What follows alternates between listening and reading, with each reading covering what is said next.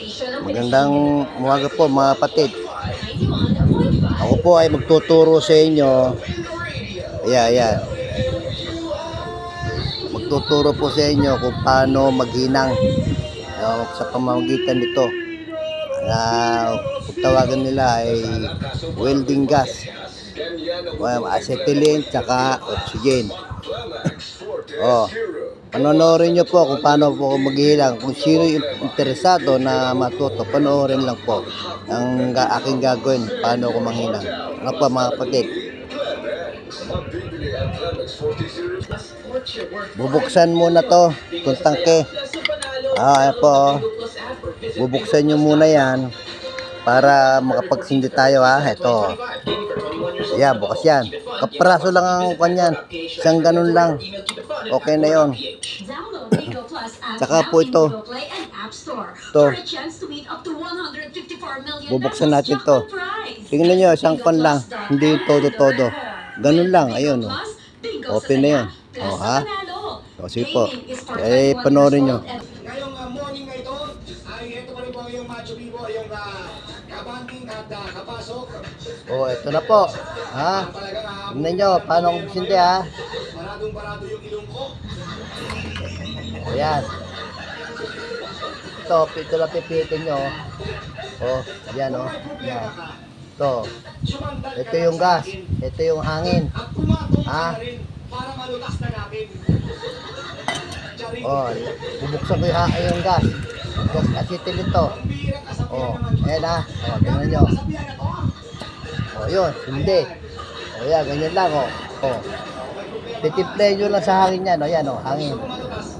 Ngayon. Yan. Pagka ganito kakapal lang, pwede na itong hangin itong apoy na yan.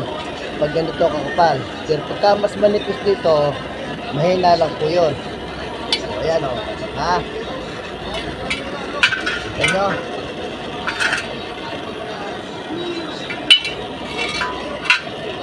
Ayan. Nakikita niyo po ba? Ayan.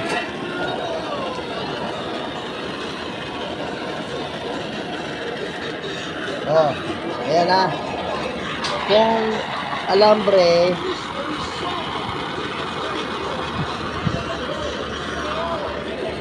ang gagamitin nyo to, pwede rin.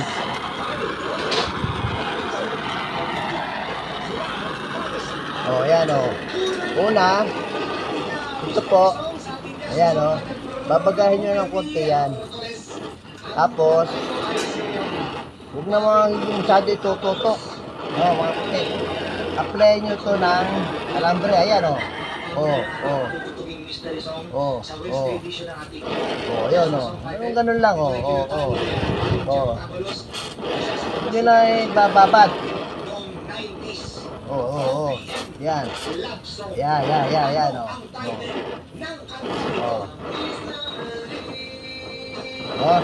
kita nyo ha, basta pagbasta nyo.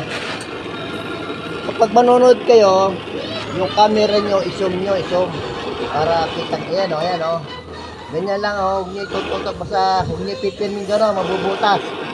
Ganun lang, ikot-ikot lang. Apply. Susunugin nyo itong alambre. Yun, tatapat nyo sa baga. Tapoy pala. Ayun Yun.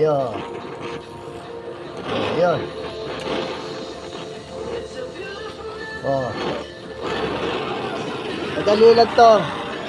Sa una lang po kayo mahihirapan kasi hindi kayo gamay sa paghawak nito ha. Hindi kayo gamay.